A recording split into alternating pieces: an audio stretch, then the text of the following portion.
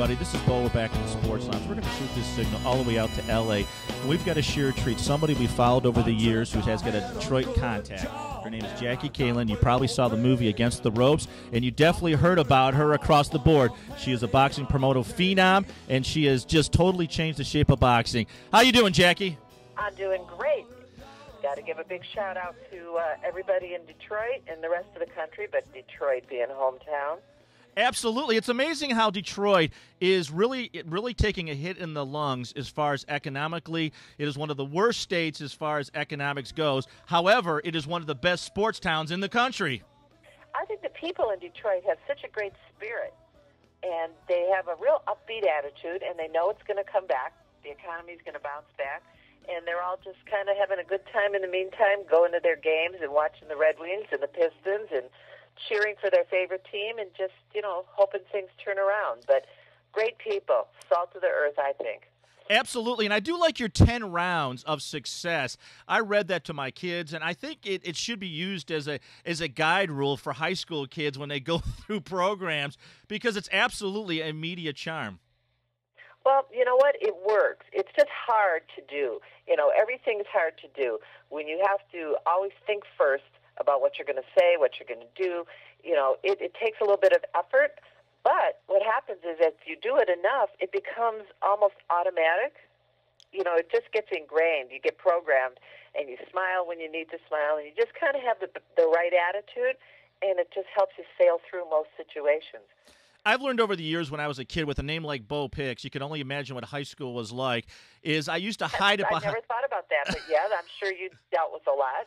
You sit there and you think about the fact of the jokes involving, and I used to take it to heart. It used to crush me until I learned to laugh.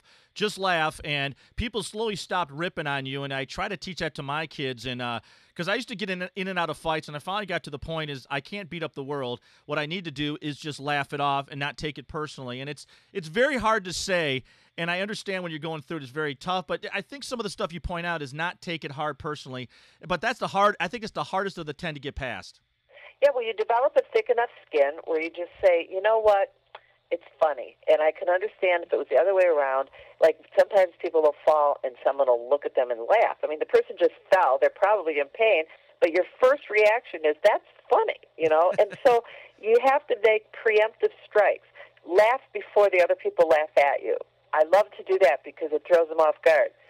And then with your back, now one thing, too, as a side note, is that my favorite boxer on the planet was Marvelous Marvin Hagler. I believe that he's probably one of the top 10 on my list, too. What a great, great fighter with a great attitude. He never really got his props, did he? He still doesn't, because he's never mentioned ever. And if you go to YouTube, he is the only fighter that I've seen on YouTube and internet options that always was a movie star fighter. He always came forward. He threw left hooks off his back foot from his right hook. He fought all over the place. And he never stopped. He was the most entertaining fighter, I think, when he fought. And, and I don't know why he doesn't receive more props, because I do call-ins, I get asked opinions in public, and I always say Marvelous Marvin Hagler, and it always takes people a second to realize who I'm talking about, and I don't understand it. Really?